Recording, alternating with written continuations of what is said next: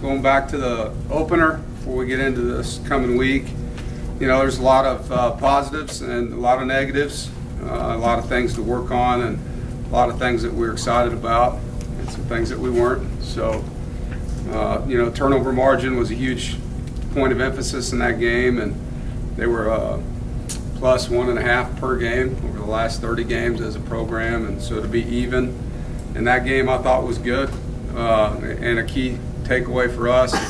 Obviously they had a key takeaway in our first red zone drive.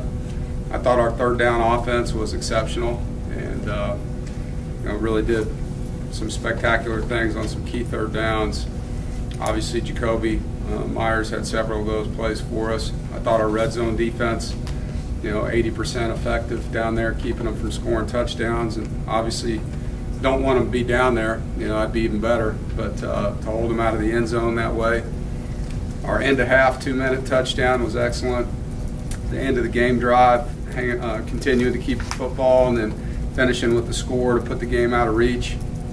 I thought Reggie played behind his pads and ran hard, did a nice job, you know, getting some tough yards because the holes weren't real big at times. And it was good to see Ricky Person and Trent Penix, you know, 2 true freshmen, get in there and pick up blitzes and run hard and take care of the football. So I know those guys will grow.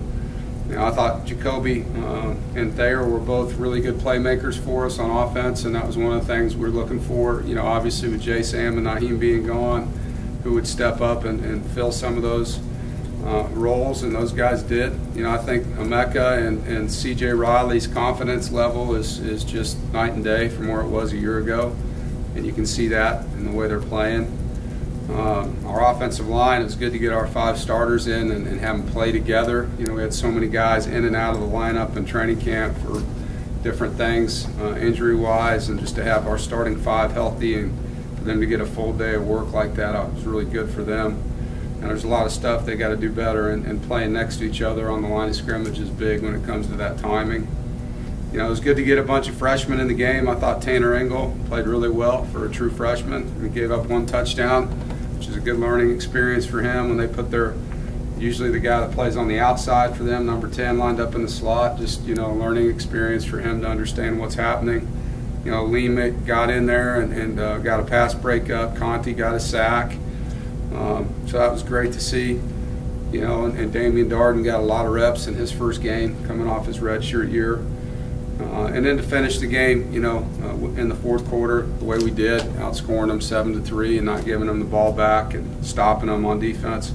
A lot of positives. You know, from a negative standpoint, our rushing offense was less than 4 yards a carry, which for us is unacceptable and something that is being addressed and talked about. Our defense not handling the scrambling of the quarterback on third down. Obviously going into the game without them announcing a starter makes it a little more difficult to game plan, you know, your pass rush schemes, but there's a lot of poor things that we did as far as the cage of the quarterback and getting guys to contain depth and press in the pocket, and obviously something we're going to fix. First and third quarter, you know, we did not score points, and that's something that we pride ourselves in, is starting fast in games and in halves, and didn't do that offensively. Had good drives, just didn't finish them. Our first down offense, which ties into our run game, needs to improve to help us have more manageable third downs. It didn't hurt us in this game, but it will if we continue to have 3rd and 8, 3rd and 9, 3rd and 10s. You know, we had 3 penalties that, in my opinion, shouldn't have happened.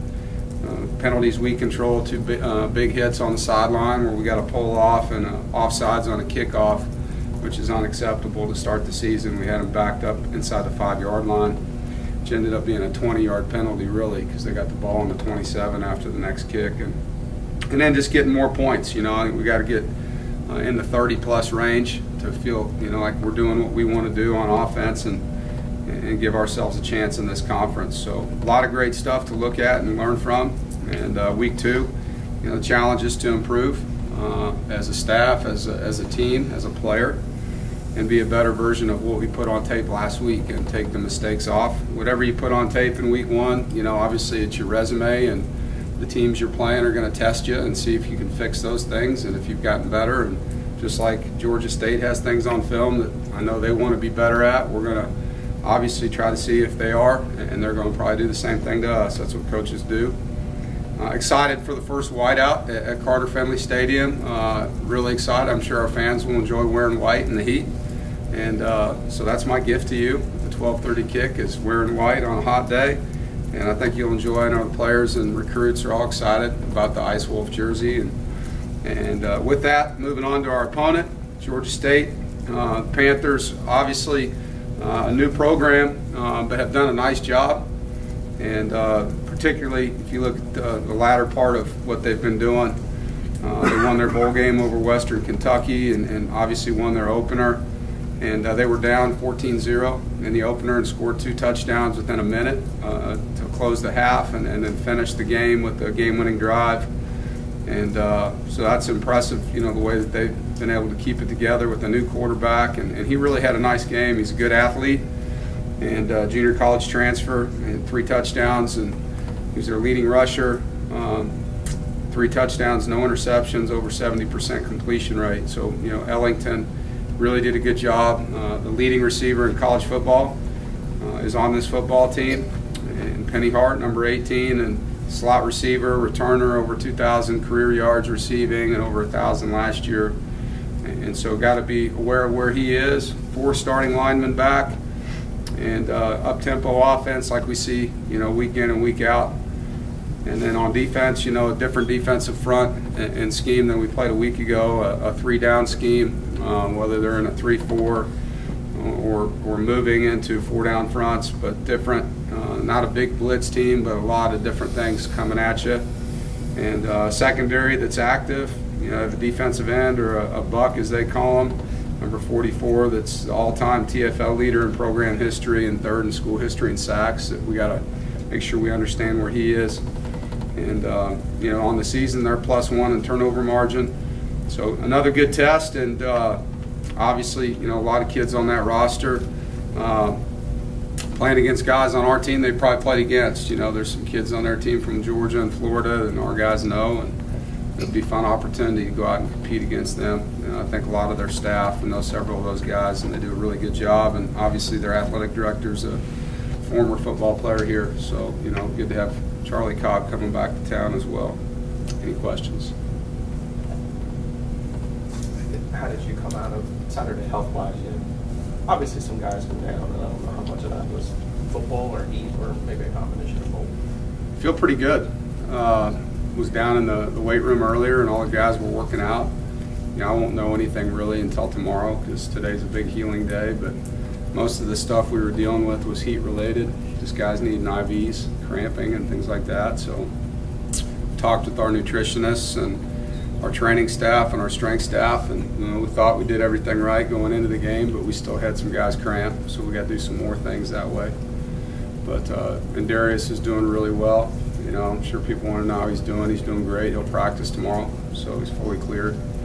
And Jacoby's doing good also. Just need to get his body back. I mean, he was pretty beat up after the game, but he said he'll be ready to go. Was Steph's injury something that happened last week, or was it something that was lingering? Yeah, during training camp, his hamstring was bothering him, and then it got better. And then just like Wednesday, it got tight on him. And we were hopeful, not doing anything with him until Saturday, he'd be ready.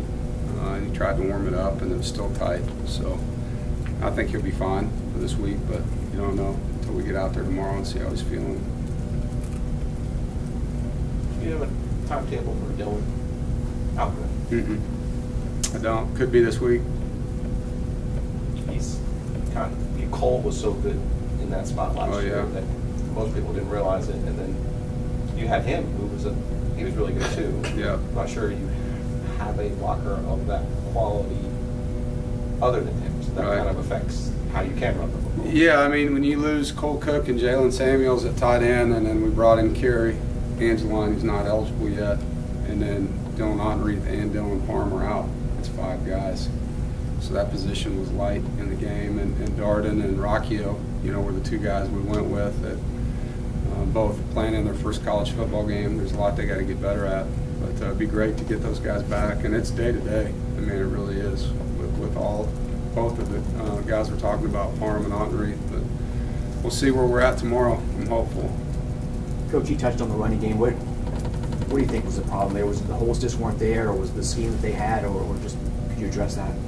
No, I just think we got to do a better job. I mean, you know, we did not create the space we needed to pick up the blocks at times or sustain the block. Sometimes it was fine on the line and a receiver would miss a block.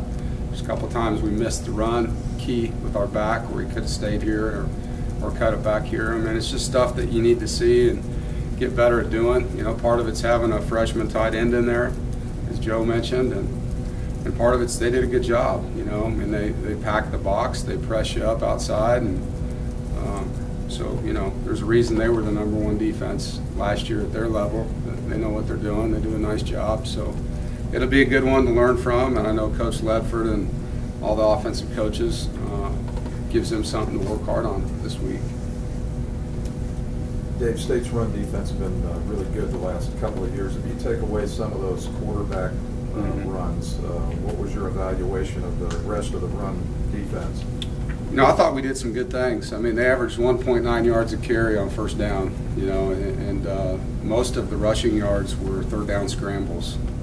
And so, obviously, that has to get fixed. But they had 2 24-yard gains on scrambles, and that's built into your rushing stats, no doubt. But that's quite a bit of the production of what they did. And so, things that you can easily fix. I thought for the first game, you know, seeing all these new D linemen in there, these guys played hard. They made some plays in the backfield. They were straining and squeezing blocks. There's some guys, I think Shug's got to play a lot better than he did.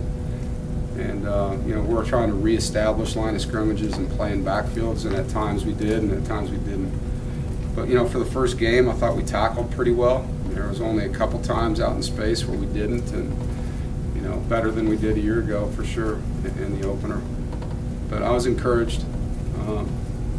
Disappointed in the QB scramble part of it, but encouraged in the true run defense part of it.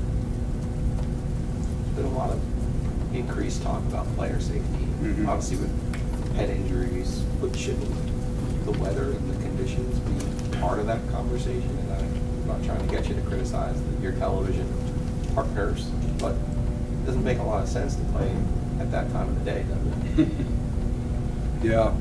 They don't ask me, like, when do you want to play? Is 12:30 too early in the heat? You know, I think everybody around here would say they'd rather play in late afternoon or in the evenings. I'm not sure how that gets slated where we have to play back-to-back like that, you know. But, yeah, it's an issue. I mean, we practiced in the heat every day for, you know, 25 practices. And we have great nutrition people, and we IV, and we drink Banna and Pedialyte and all these different things going into the game, and then you still dehydrate. I mean, it's hot. And so, you know, I don't know if that'll ever change because TV is TV and they need their slots. But in the South, you know, those early kicks are tough. Coach, obviously Jacoby had a huge game, but in reality, Finley spread it around pretty good. Does that show the depth that you guys have at wide receiver? It does, and like I said, I just think the confidence level of some of those guys is different than it was, and you'd expect it to be. I mean, you'd expect Emeka and CJ to be different than they were a year ago because they made some mistakes last year and they've grown from them. And I thought they really picked up the slack where it was needed, and we'll have a chance to do that some more. You know, I'm excited. You know, the 2 freshmen that were down on the scout field last week, Devin and Josiah, they're 2 good young receivers too, and so. With this new rule, you know, I mean, you could see some of those guys emerge. If Steph and Jacoby couldn't play, I mean, there's no doubt we'd be able to play those guys. And I think the fact that you have younger receivers making plays that went through some things last year, it helps those guys, you know, in their preparation and how to deal with it. Other than the first penalty on the opening kickoff, what was your evaluation of just the overall kicking game, return game, the whole thing? You know, we had an explosive punt return, and we nearly blocked that punt as well, so I was happy with that. It gave us field position, and we scored on that drive. I thought Maurice Trowell ran well as the kickoff returner. He had one that was really close to breaking out. I think our front line guys on our kickoff return failed on the backside of our returns, and we got to get better, and getting that speed on you in game one's important to learn from, you know, the technique you need to have. Our kickoff coverage was pretty strong throughout the day, and we had one kick that Kyle kind of missed, and went down the middle, and we're trying to pin people to the boundaries usually, and so that puts a little bit more stress on your coverage. That was the one that got past the 25, but felt good about that. You know, I didn't think A.J. Cole punted very well. I think he's a weapon and needs to be a weapon as a senior. In his first punt, he could have flipped the field and didn't. That's an area we got to get better. Our coverage on our punt team, some of the guys, I thought C.J. Riley really covered well, and I thought Stephen Morrison did not.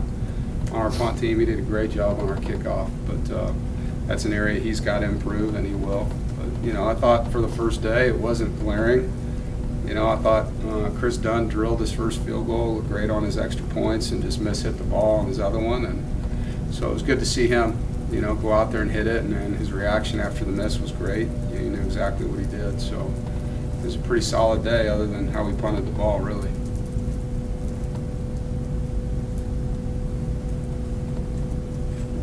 Coach, the new redshirt rule, is that something that you guys talk about during the week? Is it a spur of the moment thing on Saturday? How do you approach it? I think we talked about it a little bit. How are you approaching that?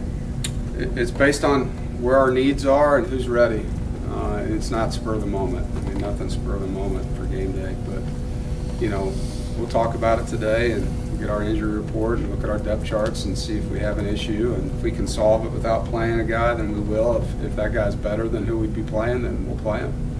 It's all about winning on Saturday, and so we'll use that rule.